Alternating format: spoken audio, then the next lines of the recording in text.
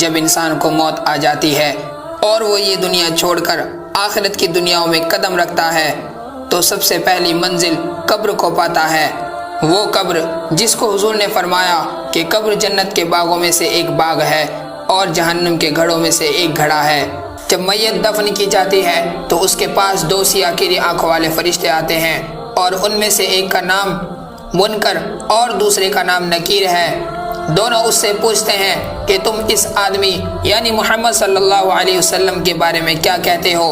وہ وہی کہتا ہے جو دنیا میں کہا کرتا تھا، یعنی محمد صلی اللہ علیہ وسلم اللہ کے بندے اور اس کے رسول ہیں۔ وہ کہتا ہے کہ میں گواہی دیتا ہوں کہ اللہ کے سوا کوئی معبود نہیں اور محمد صلی اللہ علیہ وسلم اس کے بندے اور رسول ہیں۔ دونوں فرشتے جواب میں کہتے ہیں ہمیں معلوم تھا کہ تم یہی جواب دو گے۔ پھر اس کی قبر 70 در 70 ہاتھ فراخ کر دی جاتی ہے اور اسے روشن کر دیا جاتا ہے۔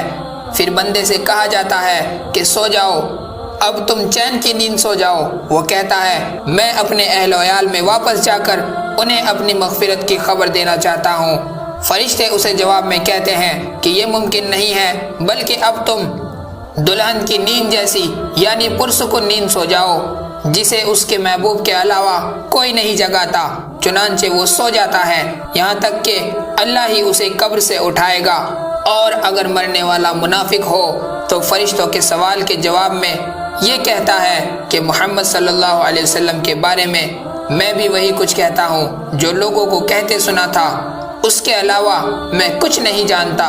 دونوں فرشتے کہتے ہیں ہمیں معلوم تھا تم یہی جواب دو گے۔ پھر زمین کو حکم دیا جاتا ہے کہ تنگ ہو جا، چنانچہ وہ تنگ ہو جاتی ہے اور اس کی پسلیاں ایک دوسرے میں گھس جاتی ہیں۔ منافق اپنی قبر میں قیامت تک اسی عذاب میں مبتلا رہتا ہے۔ اللہ تعالیٰ میری اور آپ کی قبر کے عذاب سے حفاظت فرمائے۔